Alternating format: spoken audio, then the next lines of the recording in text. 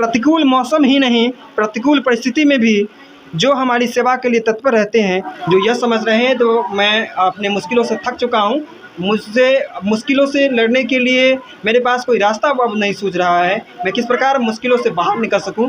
तो उन युवाओं को कहीं न कहीं ये किताब जो है सो एक सफल एक मददगारी सिद्ध करवाएगी। ज़िंदगी से जंग जीतेंगे हम में जो विचार जो कहीं न कहीं कहा जाए तो हर एक विचार खैर महत्वपूर्ण है, मगर इसमें जो एक मैंने विचार जो लिखा है, जो जिम्मेदारी बोझ नहीं, मनुष्य को बेहतर से बेहतरीन बनाने की सर्वोत्तम विधि है।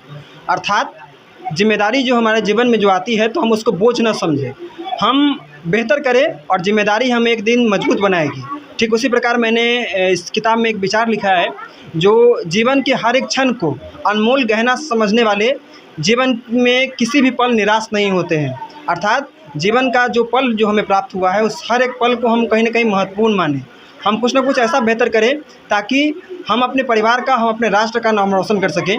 तो हम हर एक पल को कहीं न कहीं इम्पोर्टेंट मानें, हर एक सेकेंड को, हर एक मिनट को महत्वपूर्ण मानें।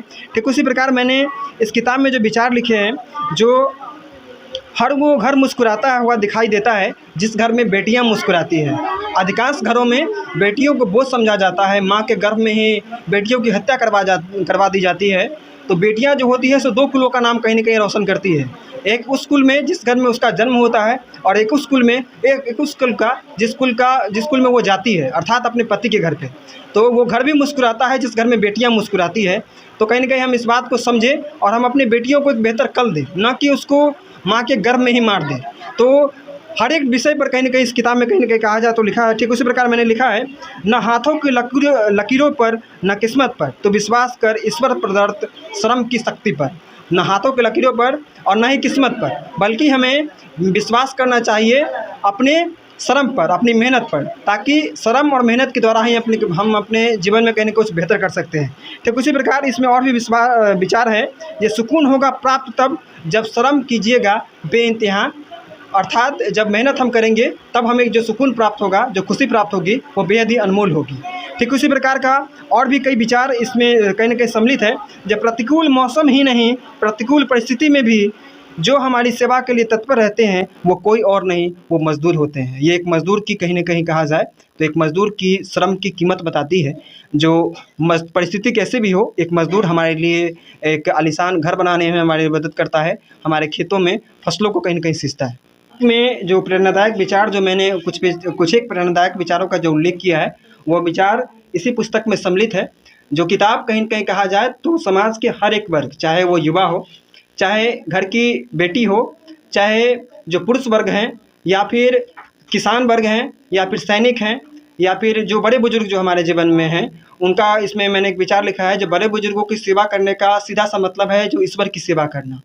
तो हमारे घर के बुजुर्ग जो हैं, बुजुर्गों को समर्पित यह किताब है, युवाओं को समर्पित यह किताब है, उन तमाम युवाओं को समर्पित यह किताब है जो युवा अपने जीवन से थक चुके हैं और कहीं न कहीं यह मानते हैं कि जीवन में कठिनाइयाँ बहुत है। तो उन कठिनाइयों से हम एक ऐसा रास्ता चुन सकते हैं जिन रास्तों पर चल करके हम अपने बेहतर भविष्य का निर्माण कर सकते हैं।